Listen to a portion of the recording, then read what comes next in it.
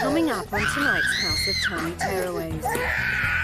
My worry, and this is where I'm going to hit you with something quite big, but when I see it with females and with food... You're going to say she can get anorexia or she's going to grow up with some eating disorder. Yeah. It could become a problem.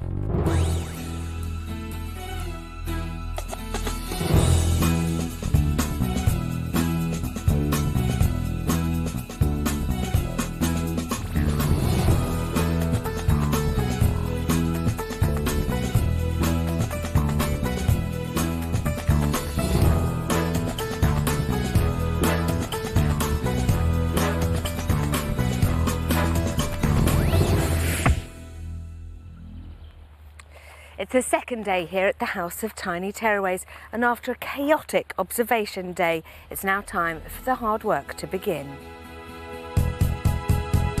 The Oshitolas, the Galtons and the Davis family arrived yesterday, desperate for clinical psychologist Dr Tanya Byron to help them with their children's extreme behaviour problems.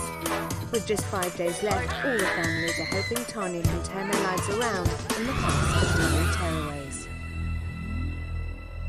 It's nearly 8 o'clock in the Davis bedroom, and 4-year-old Amelia has just woken up. Look at you. You just have the longest sleep in the world. So lovely. My stomach, my breakfast. Are you hungry now? Should we go and have something to eat? Matthew and Natalie Davis have asked for Tanya's help with their daughter Amelia's eating problem. Stop it! The problem we have is that our daughter will only eat marmite sandwiches. Me. They're worried that Amelia's very limited diet is having a bad effect on her health. Yesterday, Tanya was keen to observe Amelia's behaviour at mealtimes. Her parents offered her a variety of different foods at lunch and dinner, but Amelia refused to try anything new and went to bed on an empty stomach. It's breakfast time and Amelia is enjoying her usual bowl of cereal. Okay, darling. Nice. You must be starving. You haven't eaten anything since yesterday morning. You must be very hungry. You're going to eat something else today? We'll see, shall we? As Amelia finishes her breakfast, the Galtons are also up and playing in the lounge. Let go. Let's go. Let go. Let Toby play with it for a bit. Okay. Why have you got to mess it all up? Come here. Let's get that brick. Come here. No, you pulled him over. That was naughty, wasn't it? That was naughty, Joe. Right, no, I know he did. Right, you're going to sit on the sofa for 2 minutes. Pardon? Go and sit on... Right. As Chris Galton times out his 5.5-year-old son, Joe, over in the Oshitola bedroom, the family is still asleep.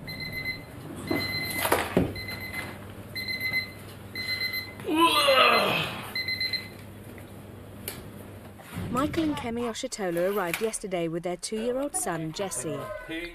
At home, bedtimes are a real battle as they struggle to settle Jesse before 1 in the morning. Exhausted, they want Tanya to help with Jesse's poor sleep routine and behaviour problems. Jesse also has eczema, and although he went to bed last night at 8 o'clock, his sleep was disrupted because of his skin irritation. Oh, no.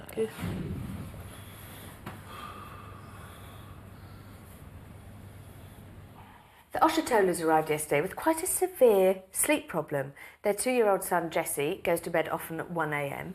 How was his first night in the House of Tiny Tearaways?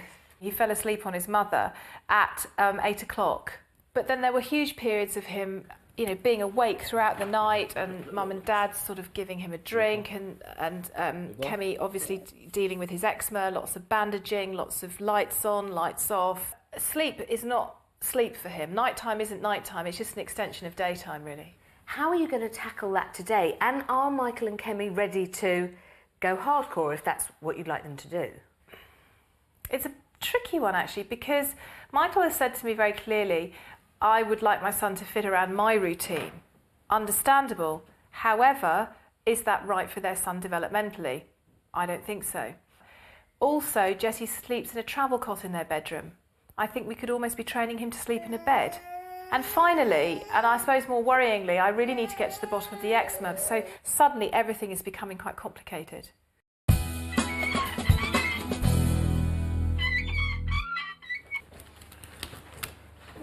I need to stay pet. You need it open? Alright, let me do it for you. Or can you do it yourself? Alright.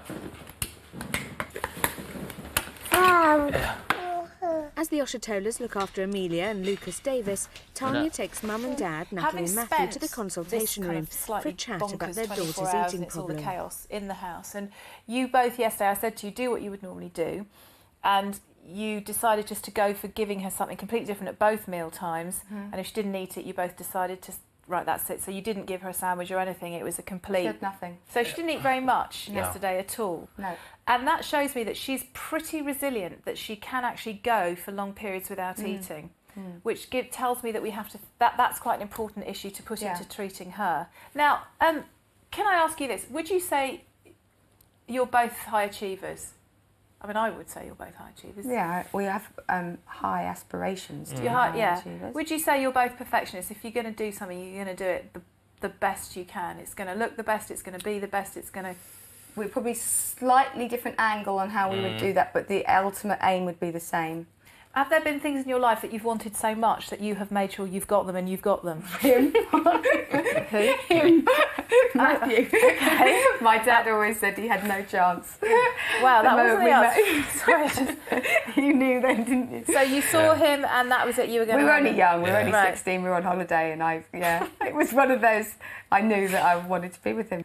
And that can be like that in business as well. Now, what I need then to think about with you is about the problem and why the problem exists and how we can change it.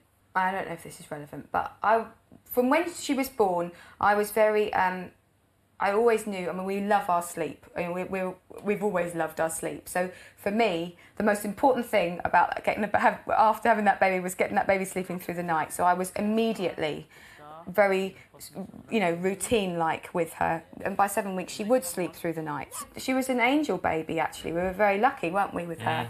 And then she obviously started weaning, and all the foods were absolutely fine. And then the moment that we started introducing textures, everything went wrong, and she'd just literally throw it up immediately. How did that make you feel? Oh, it's like frustration, but then you're like worry, because I got to get something down you. And so up until that point, she was just dream girl. Just like, you do, she does. You do, she absolutely. does. Right. So then I'd start giving her a dry food, which would be a sandwich, like a finger of sandwich, and she can sit and munch on it. I now know that was the fatal thing, because what happened was you kind of enjoy the fact that your child is eating something when you know that you can't get to keep anything down. So you go, oh, well, that's what she likes. And before you know it, you find you've got this yeast extract sandwich and a chicken and, and chicken potatoes, or a fish fingery type thing, and whatever, potatoes and... type of diet going on. As the kind of days and weeks and so on went on, was there always a feeling of calmness and tranquility around feeding times? Well, I doubt that. I probably... No.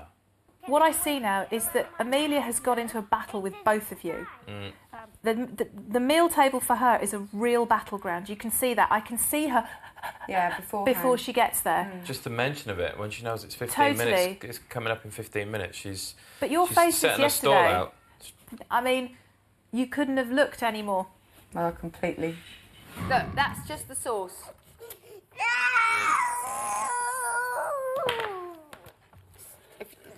It feels very emotional to me, this problem for Amelia. I feel that she's got into this space with you where she feels like she's letting you down. And I think at the age of 4, she doesn't know how to deal with that emotionally. So she gets distressed and she gets cross and she just says no. My worry, particularly when you see this with and this is where I'm going to hit you with something quite big, but when I see it with females and with food... You're going to say she can get anorexia, or she's going to grow up with some eating disorder. Yeah. It could become a problem. Particularly if at 4 she can go to bed on no food. That for me is a bit of a worry, because if she can be a restrictive eater at this age, and it's about control and it's about emotion, She'll and do that's it when what she's food. older. There is, she's got a greater chance, and I think we have to think about that so carefully. Prognostically, if I was to give you the kind of bullet point kind of list of girls who have more of a predisposition towards an eating disorder, I would say it is something along the lines of girls from high achieving, Yeah, it is. sort of aspirational families where everything on the surface looks great, best academically, best at ballet, best at this, best at that. Can't take the pressure. Apple of daddy's eye, you know, little mini me of mummy, looks totally beautiful, but actually inside freaks out that one day they're going to make a mistake, feels out of control, and the only thing they can control therefore is what they put in their bodies. And It's particularly pressure. because already she has learnt not to eat, which for a 4-year-old shows a huge amount of control and is a concern I think we have to be really, really honest about and look at. That's one of the concerns that I guess has led us to being here. Is, you know, she's 4 now, and if it's nothing changes or you know, we don't get a lot of change, by the time she gets to 10 or 11, then that's a real concern. But it's not going to be a quick fix, I think. No. Amelia and food is going to be an ongoing issue, in the sense that I think this week the best thing I can do is exactly what you've said with you. We can look at helping her relate to you and food and the table in a very different way. And that really means that for the minute I don't want to introduce anything new in her diet at all. I just want her to experience sitting at the table as a complete pressure-free zone. Yeah. Lots of happiness. Okay. And I don't think she's ever experienced that, because I think she always feels when there's a meal, the spotlight is on her and she has to perform. And this is the one area in her life where she can't. And she sees that. And so it builds. Okay. Are you okay with that? Yeah. So I'm not gonna give you the solution you want. No. But I think it's It's a much bigger picture. Yes.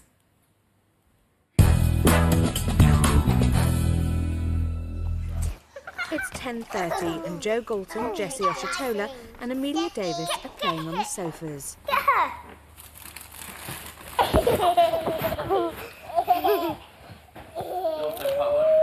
Jessie, come and get me!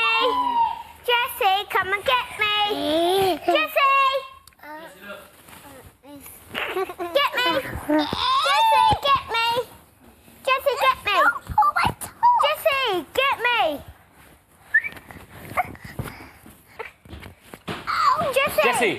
Jessie, come here. What's he doing? He didn't hit you, did he? Pull my top. He pulled your top? Oh, say sorry. Sorry.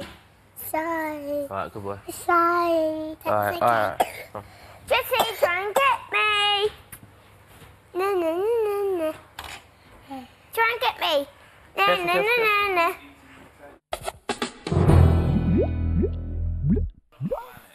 You are 4 like me, aren't you? I'm not 4, I'm 5. Oh, but you're the same size like me. We're going to build this As tower. the Davis family keep an eye on Harry and his 2 brothers, parents Chris and George join Tanya in the consultation room. Well, not all of them, but The Galtons arrived yesterday with 5.5-year-old son Joe, 3-year-old Harry and 1-year-old Toby. At home, the family are in turmoil over Harry's constant tantrums and bad behaviour. So how are you feeling about our first chat? A bit anxious? Sort of looking forward to it, sort of a bit anxious as well. Because I think we are good parents, and other people have said we're good parents, and when we've said, there's one particular friend I was chatting to on the phone, and we were saying we were coming in, and said, why? And we said, well, Harry can be a bit difficult sometimes, and George had enough and emailed her, and she said, boy, if anyone can deal with it, it's you two. So I can't think of any better parents. So I think people see us as that, but it's whether we actually are. Do you see yourselves as good parents? I Yes. think we are. Yes. Yeah. Yes, I agree with you completely. I think you are good parents. Tell me the story of Harry's beginning, because it is very different to your other 2 sons, isn't it? With Harry, when I was 17 weeks pregnant, I collapsed. I was taken to hospital. They did a series of tests but couldn't really find anything wrong. But from there I was having sort of blackouts. I just felt completely exhausted, more than just pregnancy exhausted. Just had absolutely no energy. And just after my collapse at the side of the road was the last time I saw my father. Him and my mum split up. I had a really close relationship with my dad. I always felt I had a very close relationship with my dad. It sounds to me that you have Harry, and that period of your life, you felt like you were battered from all sides. Completely. Do you feel that your mood has ever picked up since that point? I can't remember a time where I felt really, really happy. And what happens to you when you go low? And what do people around you experience? Or maybe I should ask Chris that. It's very noticeable when George is feeling low. Everything's my fault, I'm not doing enough, I'm not doing anything around the house, I'm not looking after the kids. Why are you going to work? You should be at home looking after me and the kids. I'm worried that sometimes George will hear things, and if she doesn't agree with it, no matter who says it or what they say to her, no, she's okay. She'll put this front on. Is George okay? No, she's not okay. How not okay is she? Very not okay. Very not okay. And you know that because I said to you about going to the doctors before, didn't I? Yeah. I kind of feel that you've been treading on eggshells for a long time around George, and you're very worried about her. You're worried about her mood. I think you think that George is depressed. Have I read you right? Am I in the right space? It's fairly accurate, yeah. I am concerned about George and concerned about what it means for us. Chris carries a lot of trauma himself that he will not talk about. He deals with a lot of stuff. He's a carer as well. You're right. Pop it. He's a carer as well, and I think that's how he deals with his own unhappiness, is to care for others.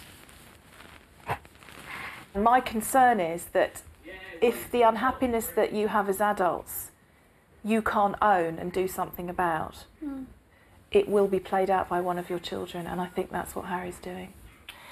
Can I say to you, though, what I found interesting about what happened there, and you're not going to like this, Go on. is that you were telling George how worried you were about her and how you think she's been depressed. You look very cross because you don't want to be depressed, and you turned straight back into Chris and said, but he's got damage too. And as soon as Chris started crying, you started to smile and move over and looked calm again. It's kind of a nervous smile, I think. Stops me from crying. But I think it also stops you from having to take any ownership of what might be going on for you, because you can say, well, it's this person, and this person. And I think that's a very difficult thing to hear. But I think Harry is telling you that all is not well.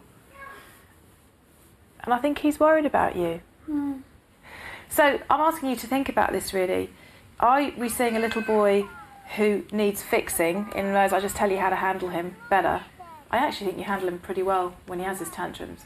You give him more attention for his tantrums than you do for his good behaviour, because you're both sitting there waiting for him to go into one. I think you see in your son things that you feel in yourself, and you're terrified for him. And so you're trying to make it all better. But in doing so, you're so wound up and agitated that he can sense that from you. And so the whole thing is getting worse. I do see him as very unhappy, and I want him to be happy. What is the best way for him to feel happy? It's being a happy environment, with us being happy.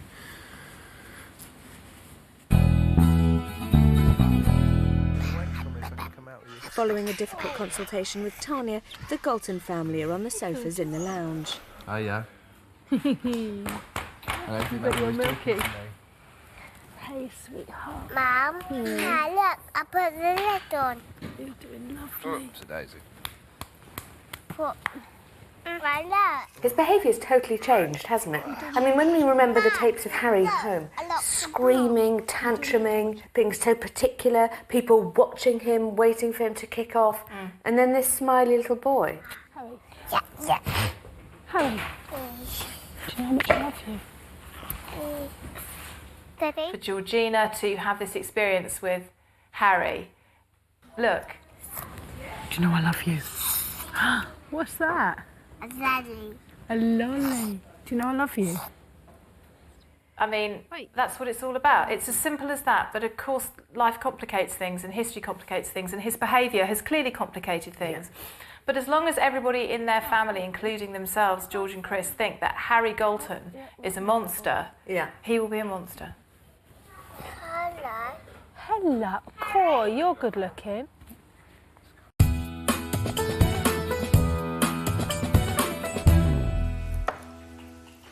With Tanya's consultation fresh in their minds, the Davis family sit down for a more relaxed lunch. Is that nice, Lucas? Look at Lucas, he's just eating all the Crispies.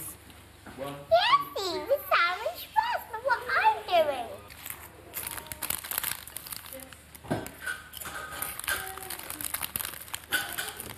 Daddy, you must eat your last sandwich first. Why?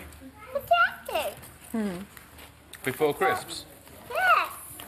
I like to eat a bit of sandwich, bit of crisps. Daddy always does that, and you tell you what else he does? He will save. Oh, wow. You will? Yeah. He will eat right down to the last little bit of sandwich. He'll have one crisp left. So And he then you have to always decide gets a bite of both at the last bite. What taste to finish on? Sandwich or crisps? Daddy or chips?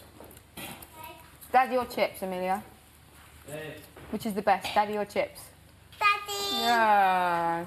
So let's just watch the Davis lunchtime. Since you had the consultation with them, you sort of told them to relax, and it's not necessarily about her changing what she eats, but it's her changing how she feels at the dinner table. Am I right? Yes, totally. I mean, we're looking at a very relaxed mealtime because she is given food that she likes, but also that I think she knows that she can eat. Yeah. This is a completely different feeding story to any feeding story we've seen in the house before. And I think because of that, it's a much more complicated story.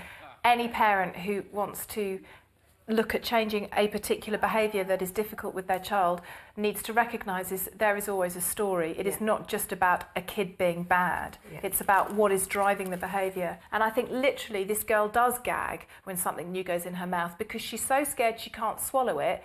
It freaks her out. It comes up because she doesn't want to let her parents down. Actually, what's got to change is the fact that they've got to stop caring what she eats. I mean, I do think that they are anxious, nutritionally anxious about Amelia, and I think we just need to look at that to kind of relax. I mean, I've got the list of what she eats here, and there is a spread. She does a little bit of fruit, she does dairy, she does carbs, she does protein. There's quite a good range, and I think we just need to really look at that, see it for what it is, celebrate that, get mealtimes feeling more relaxed, and then think of a much more fun and creative way to encourage Amelia just to have another food on her plate, even if she doesn't have to eat it, as the first step towards broadening her diet. I think we live in a culture where the images around particularly females are very much about body and size and shape and eating. And I think then if you put all that together, the last thing you want for your beautiful daughter is to have an issue at the meal table. And if she's eating enough, and she is eating enough in terms of the range of foods, let's just leave it there and relax. Because if we push it any harder, my fear is that she'll start to eat less of what she's eating, and already that is quite limited. After lunch, all the children are playing around the activities table. Pardon? That's the pink one. Hurry. Hurry, look. This is for the pink one. That's pink. Get all the pink stuff together, and then we'll see what colours are left, okay? Right, you ready? Are you ready? That's it, you got that one right. You're doing that pink, I'll do the blue. Go!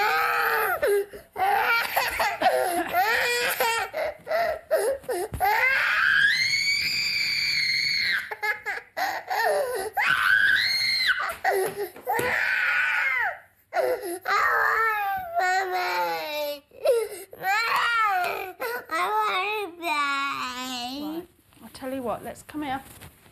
Let's just have 5 minutes together. All right. Now that George has calmed 3-year-old Harry down, Tanya joins them in the bedroom to give advice on how to get Harry to play nicely again with the children in the lounge.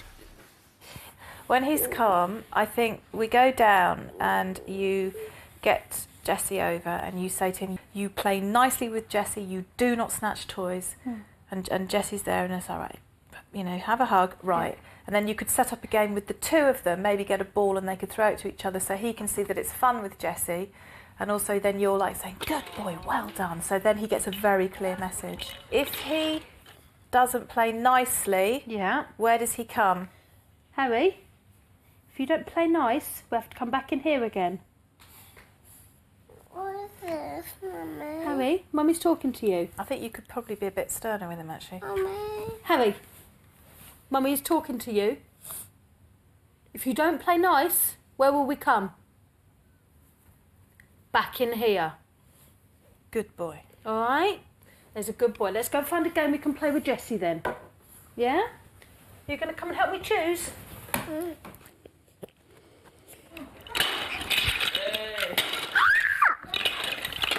Oh, right. What are we going to play? Should we find a game to play with Jessie?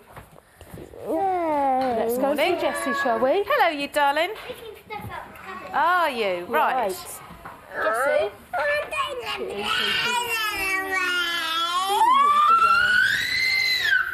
Harry, going to play a game with Jessie? If you don't stop, we're going to go back to the bedroom. Right, what game can we play with Jessie? Look at these blocks. No, look, see if we can spell your name out and spell out Jessie's name, shall we? No, my name. Can you see a H for Harry there? That's it, just keep ignoring and keep going. It's good. Not here. Good. Good boy, Jessie. Hello. Jessie, can you find a J for Jessie? Do you know, it's also a J for Joe. And, Right. and just for Georgie. It's a different J though, isn't it, for Georgie? Yes. Dad. Let's see if we can find a J for Jessie. Well, look, we found a T for train. And now that he's come, try and include him. What have you got there, darling? It's now that he's come. What's Wow, that Harry, for? what have you got? Nothing. What colour's that block? Red.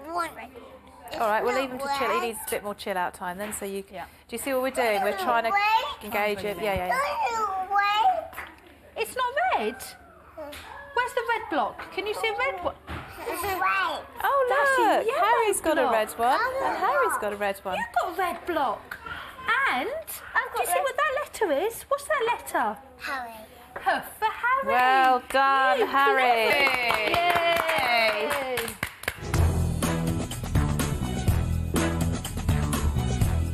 It's the second day in the House of Tiny Tearaways for the final week's families. After an initial day of observation, it's now time for Dr Tanya Byron to begin treatment. The Davis family had come into the house for help with 4-year-old daughter Amelia's fussy eating. She has a limited diet and if given the choice will always eat yeast extract sandwiches. This morning, Tanya told Mum Natalie and Dad Matthew that in order to improve mealtimes they have to relax, or the problem could become even worse. Georgina and Chris Galton are seeking help with middle son Harry's bad behaviour and constant tantrums. Life at home is stressful for everyone, including his brothers, 5.5-year-old Joe and 1-year-old Toby. The morning's consultation revealed the time around Harry's birth was traumatic for the family. Can Tanya help them move on from the past and start feeling more positive towards Harry? Michael and Kimmy Oshitola struggled to sleep through the night thanks to 2-year-old son Jesse's poor and disruptive sleeping routine. Last night, Jesse's sleep pattern was worse than usual due to a flare-up of eczema, keeping his parents awake until 4:38 a.m.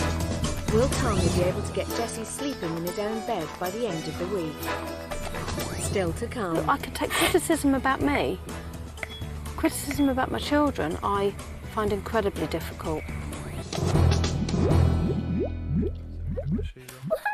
Or should we come? While Jessie is watched by the other families, Michael and Kemi Oshitola talk to Tanya in the consultation room. You are here because of your son's sleeping problem. I did see a very action-packed night. Yeah. Is that fairly representative of what you have to deal with most of the time?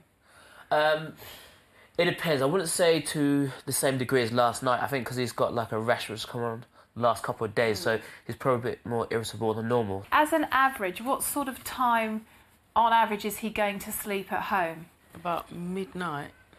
Well, yeah, I would say we'll try.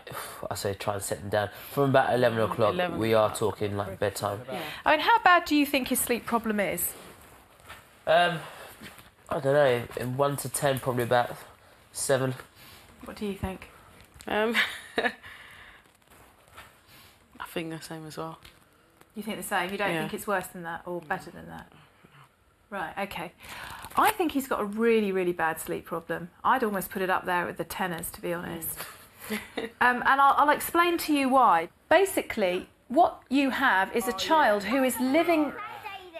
he's living a 2-year-old's day, but it's all at completely the wrong time. And that's what your problem is. Yeah, I guess I'd so. have to agree with you, to be honest, yeah. Okay. I think my concern is that you fitted your child into your schedule rather than fitting your schedule around your child. Yeah, I think that's a fair assumption. Right. You said to me yesterday you have a 9 to 5 job. So what Yeah. time do you finish work generally? About 6 o'clock. And how far away from your home do you work? Get home time probably about just after 7. Just after 7. Okay. So would it be such a bad thing to think about him going to bed, let's say, if you came home and did the whole kind of bath and bed thing, which a lot of dads do, sometime around 8ish. I'm looking at 8 o'clock, him going to bed, and I'm pretty certain, as he is now, I mean, take away the scratch and all the rest of that, he won't go to sleep at that time. No, because you've not taught him how to do that. Yeah. But that's the job that we have this week. But my next big problem I have is the fact that he doesn't know what it means to go to sleep. His association with falling asleep is your body's. Yeah. Okay. So you've taught him that the only way he can go to sleep is either to be held or to lie next to you. So the only way we're going to teach him to fall asleep on his own is for him to unlearn that by us putting him in a very different situation and finding a way of managing him, because he's going to find that very difficult. Yeah. Right, okay. I am concerned that while he continues to sleep in your room and he can hear you and he can smell you and he can feel you in the room... That association will always be will there. always be there. Yeah, I mean, you're more than probably right. Now, this throws another massive ball in your court, basically, because you live in you've got a beautiful flat, I've seen it, but it's a 2-bedroom flat, and the other room your brother lives in. Yeah. It was Jesse's room, but now your brother has it. Yeah. So then I ask you another question. We can sleep train him to our heart's content in this house by having him in the room next door to you, by giving him his own room, which is a much better way of doing it. However, is what you're going to do when you go home, because if you go home and you stick him back in your room, you might as well have not been here at all. And So we leave the room for Jessie for now. You leave your bedroom. Yeah, we camp out on the sofa, yeah. No, I mean, I understand what you're getting at, to be frankly honest with you. I mean, as it is right now, you know, he will not have his own room when we get back home. Why can't he have his room that is his room and the person that's in his room sleep on a sofa bed in the sitting room? Why are you prioritising their needs over his? He's your son. Where is he going to sleep when he gets home? Yeah, That's the big question. Yeah, it's my brother. I can't just kick him out and say, yeah, sorry. I mean, he pays his own rent there as well. Would you consider sleeping on a sofa bed in the front room so that he could have a room? I would. Yeah, don't know I mean, to me, that would be an easier... I would do that because... it would be an easier solution in the short term than... While you're looking to move? Yeah, I mean, yeah. The last thing we want to do is waste this opportunity we've got by coming here in the first place. We want to use it to the fullest, and, you know, that's what it's going to take. That's what we'll do. Right, well, let's train him in a bed then. So we'll do tonight, have his supper ready for 6:30, okay? Play until about 7:15. Nice bath at 7:30. Creams, bandages, but everybody's very relaxed. The lights are down low. Into his room. Story, drink. Good night, darling. Down. And then just sit a bit away from the bed and look away. And we'll see what happens. And then once we've done the first part of the night, then we have to decide who does the next part of the night. And you have to do exactly the same thing. And you will be exhausted tomorrow. And he will be a bit, whoa. So you've got to be strong. We can do this. We can do this. We can do this. I'm sure we can. Tanya wants to find out if George and Chris Galton agree about the way in which power is distributed between themselves and the boys. She's asked them to build a tower using building blocks that represent the individual members of the family. They must place the person with the least power at the bottom and the person with the most power at the top. First to have a go is 38-year-old dad, Chris. Talk us through how you made that decision. I think Joe gets, because of the attention that Harry gets and Toby being a younger baby, he gets least attention, and I have a certain amount of control over Joe. So I think that therefore I'm above Joe. I think Toby is a younger kid, he needs a lot of attention, so he's above me really. Harry, because he demands a lot more attention of the way he is, he's a lot more difficult to handle. And George, because she is at the top of the tree, in charge. Next up, it's Mum George's turn.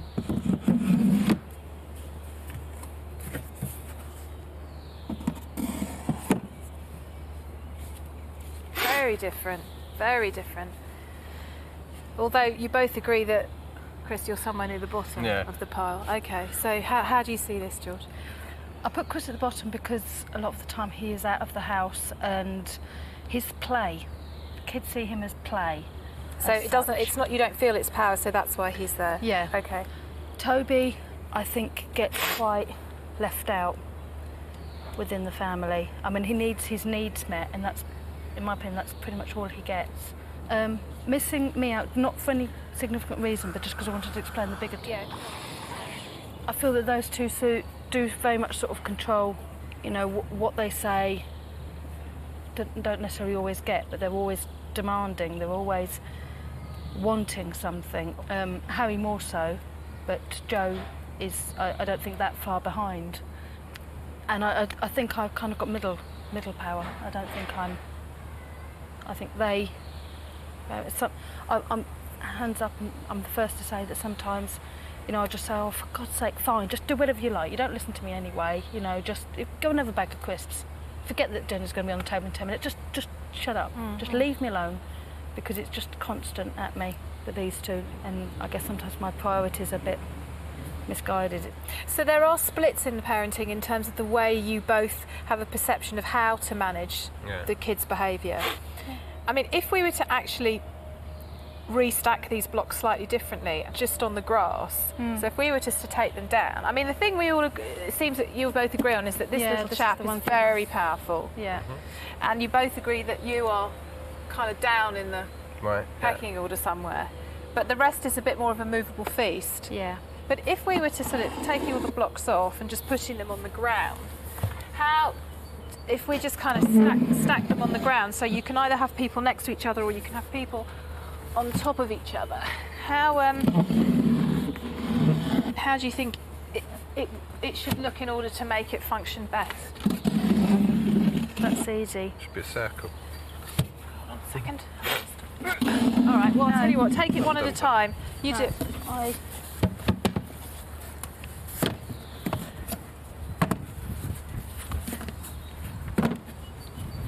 Right. What do you think? I think we should all have equal power. So how do you... Parents obviously have more say, I Parents suppose. need but to have more power. We do need to have more Parents say. need to be... But I mean, in terms of position in the family, children also need to feel that they have a valid input as well. They do. They're not... That's not as low as they can get. No. That is that we should be the guides. You know, we should be the ones... The teachers. You know, that, no, you can't have this, and for that to be accepted. We should always be, it should also be somewhere where they feel safe, the circle's safe. But then in a circle, let's make it into a circle. How would you make it into a circle then? Just like this? Yeah. Kind of round. Yeah. Round. Like this, okay. Yeah. But then closer together, yeah. But closer together. But we shouldn't have equal power to the children. So then what? Okay. So what are you thinking? We shouldn't have equal power to the children. We should be more powerful. I guess my question is, where is the authority in that setup? Right. Yeah. But first of all, who's next to each other, who can support each other, and who can make a decision in terms of how to manage the kids? No one. You have a stronger sense of authority, I think, than maybe you do. Which is strange because you always said that I was the stricter one. But maybe authority isn't about being strict and disciplinarian. It's just about understanding how a system works. I'm curious whether when you were a child, you know, what your experience of... I had quite a firm upbringing. When I look back on my childhood, the times I can remember are more about being told off rather than not being told off. Right. In fact, I can't remember anything other than being told off. That still goes now as well. Right. So for you, this scenario doesn't mean authority, it means domination. And I guess I do agree with you, George. I think that this would be a balanced family in the sense that the boys are on a same level. There is authority, but you are just one whole unit. I think that challenges you because anytime an adult is above a child, that brings up your own issues. It seems to me that Harry's behaviour is very interesting to me because his behaviour is crying out to be managed.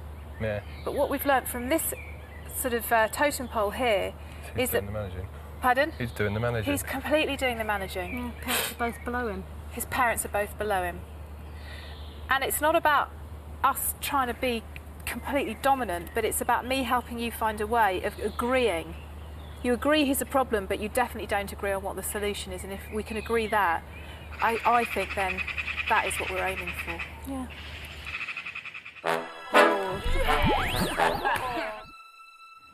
Amelia, do you want to try these? No. I made them for you, especially for you, chippies. I don't like these chippies. It's dinner time for the Davis family. This evening, as well as allowing daughter Amelia to eat food she's familiar with, parents Natalie and Matthew have introduced baked beans to the meal in order to see how their daughter responds.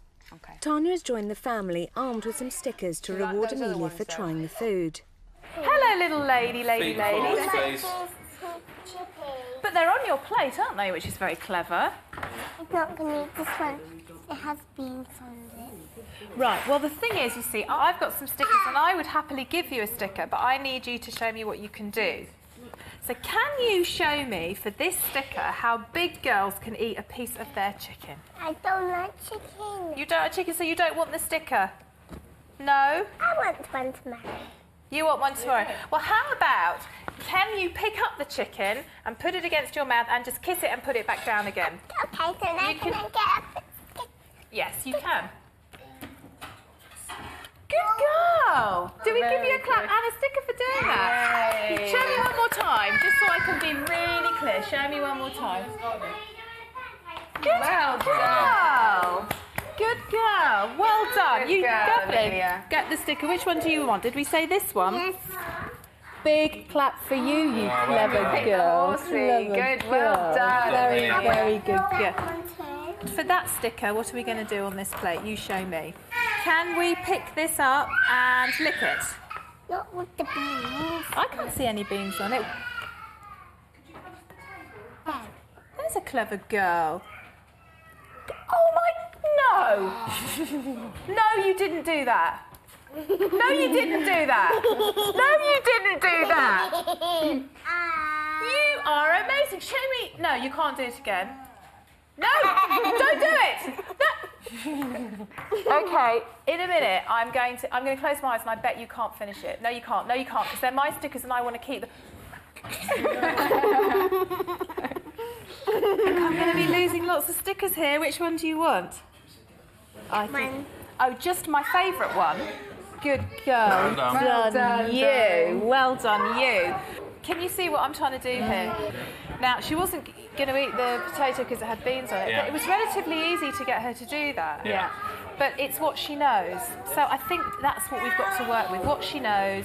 If she picks up something and if she just kind of kisses it and puts it down, she can have a sticker. You know, it's just kind of tiny, tiny steps. Yeah. But I think really well, she didn't did you? do well, and I think this is quite a new experience for her. It's very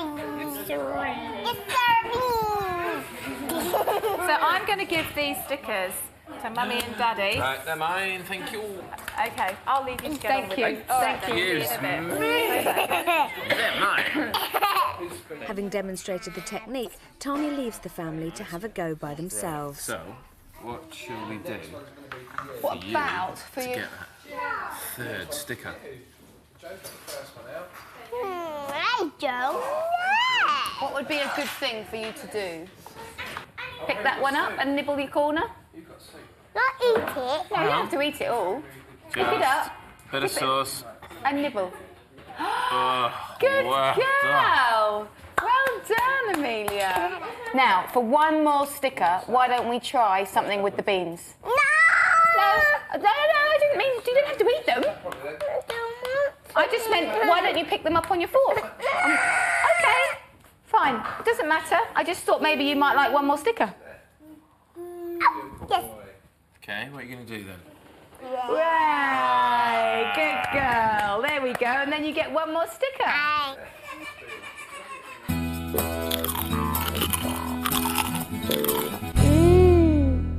Thank you. Night-night, boys. It's 8 p.m. and all the children are going to bed. Tanya is helping Michael and Oshitola put Jessie's new sleep routine into practice. Where's Jessie going to go to bed? Bed. This is Jessie's big bed. Bed. Is that your big bed? Yes. Good boy. We're giving him new sleep associations, which is bath, calm, songs, and then story, and then bed. Good boy. And I think that when you lie him down, so you read the story here, you sit here, he's here, on here, and then when you say good night, Jessie, which one of you is going to do this? Read the story and stay with him. You do it. Yeah, I'll do it. Yeah, you got it really, really calm. So then Mummy comes in and gives a kiss, and then you say, "Time to go sit," and you lie him down. And because he's used to having you near, you just kind of be near him, but look away so he can feel it. And if he sits up, he's looking. You're going to have to keep going. Shh, shh, shh, shh. Put him down. Listen, we might be here for 4 hours, but it's training. Do you understand? And this is quite a big training. But I think to have you near him is going to be easier. Hey. You can have his. So you could like sit next to him and hold him against your body, which is what he's used to. That's what we know he's used to. There we go. Come on, I'll read you this. Yeah. Drink your bottle now. You don't want it. Yeah, you want it, son, don't worry. Look at this. It whipped her over snowy mountain peaks and into thick fluff. Michael, because he's going to sleep, lie him down, say good night, and give him a kiss. Turn off the light and then just go and sit near him because he's going to sleep. Alright, Jessie, time to go to bed now. Let me give you a kiss. Yeah? Lie down. Don't give you a kiss. Let me give you a kiss. Good boy.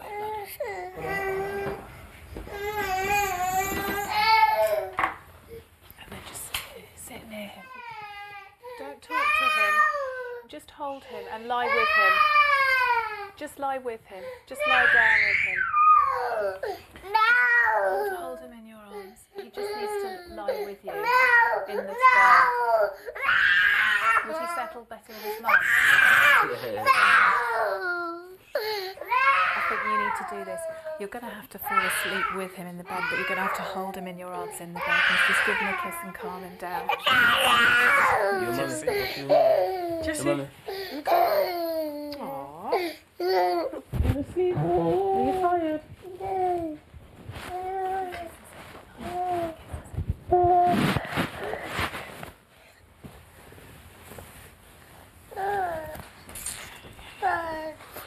Okay, you can see.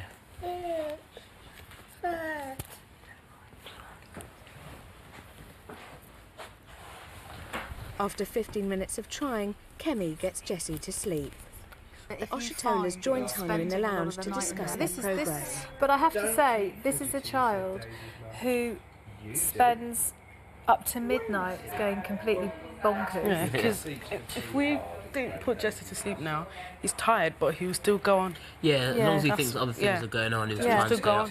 on. And also, why do you think he didn't protest so much? I think because it's tired. No, I think he's just naturally exhausted. I mean, he hasn't slept at all today. So long as he's got your body, it should calm him down like Yeah, it did that's tonight. right. But don't kind of get too physical with him. Okay. Just go shh, shh, shh, shh, and just try and keep him. I mean, this could take such a long time. We might only do the beginning in the house. Yeah. But at least we've changed his start. routine. We're getting him into bed on time. Sure. Which is a big thing for this little chap. Yeah, definitely. Pleased. You pleased? Yeah. Yeah. You're not so sure. Oh no, I mean, like I said, I reserve judgment for now, to be honest with you. Why? Why are you so doubtful? Because the thing is, to him, I don't think that's any difference to being in our bed is in just that we're not there. I think, you know, because we could have done that in our bed, for instance. So I don't think he really knows the difference. Yeah, I think by tomorrow now, he will do. Wakes up in a couple of hours' time. Michael and Kemi Oshitola are in the lounge, talking to Natalie Davis. We're just trying to get him to associate sleep with his own bed and that as opposed to being with us, so...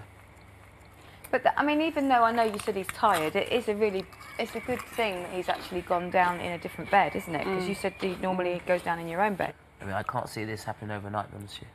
I mean, I don't know whether a week would be long enough. I think the only thing I'm worried about is when we get home and then we'll put him to sleep and you still want to watch TV and you don't want to turn it down because you like your volume quite high. Yeah. So I'm like, Tanya, it's not loud. Yeah, I mean, a lot of it's to do with our lifestyle. I mean, I don't doubt that for a second. Absolutely. And that's something I've said for a while that me and Kemi need to change, or she'll say I need to change, and she's probably right, I do. You know, it's we need to try and focus more on him and his well-being as opposed to, you know, how we live our lives and thinking that Jess will be right, which is not the case. Well, that's it, you know. But then find the balance. Hopefully, you might find... There is a balance, because what will happen is that, things, I think. Yeah, and when he then goes to bed, when you get him to the point where you're sitting there like this in an evening, you're then going to have more energy, so then you can think he would be able to sleep through, and then you can have a few friends over, or you can sit there and have a catch up with each other, have a couple of drinks, and feel like you've got an evening to be yourself. You can go and have a good time. What you just described there is exactly what we're looking to achieve. Yeah. That's how we'll get our lives back and not have Jessie put so much pressure and strain on us to be making sure he's all right all the time. If we'd done this from the start, from day one, it wouldn't have got like this. Yeah. To arguing it. With all three of their children tucked up in bed, George and Chris Galton chat in the garden. I feel like I was telling you for a long time that things were difficult with Harry and I needed you to support me. I've built up this thing that people just don't seem to like him. They tell me they like him, they tell me he's adorable, they tell me, why don't you believe, so why is it you believe the people that say, oh God, he's a handful, and you don't believe the people that say, isn't he lovely? I guess it's the people that I class as, their opinion I class as important. I'm not disregarding everyone else's opinions, but people who I guess I kind of look to for reassurance. I tell you, I could take criticism about me. Criticism about my children I find incredibly difficult. People can compliment me, tell me what a wonderful parent I am, what a wonderful person I am, how nice my hair looks, how nice my clothes are. It means nothing. I can't help it. It just doesn't mean anything to me. I think you're true, because I'm saying you hear people that criticise you, why is it always pick up on the people that are criticising rather than the people that are saying positive? Because there are loads more people saying positive stuff. It's funny, because I do see myself as a good parent. You are. I do see myself as a good parent. I do see myself as I appear to be a likeable person, although I don't always believe that people like me. You're a likeable dragon.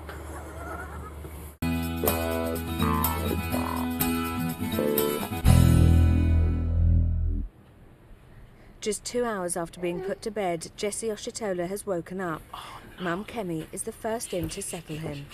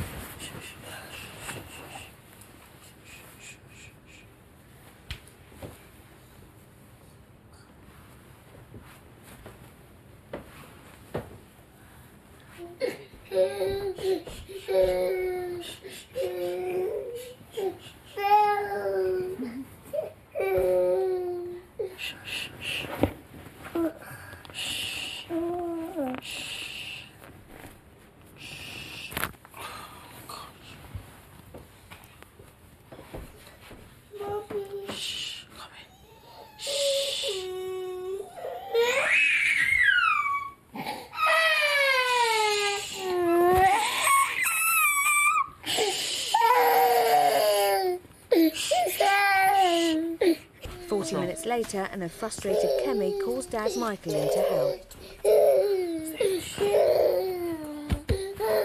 Lie here. Lie down.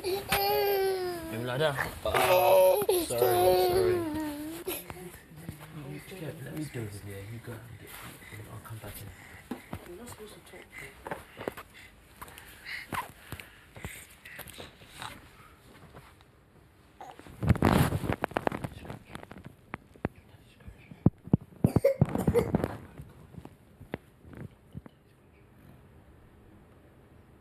Over an hour after Jessie first woke, Michael finally gets him settled. But will the 2-year-old continue to stay in his own bed through the night? Coming up tomorrow. Sitting here knowing why you've come into the house, I'm thinking if you want your son to stay in his bed because that's what you want, he has to accept your authority, and you have none with your son. You want that? I wouldn't say that's true, but I mean, obviously that's what you're seeing. It's completely true. It was quite extraordinary.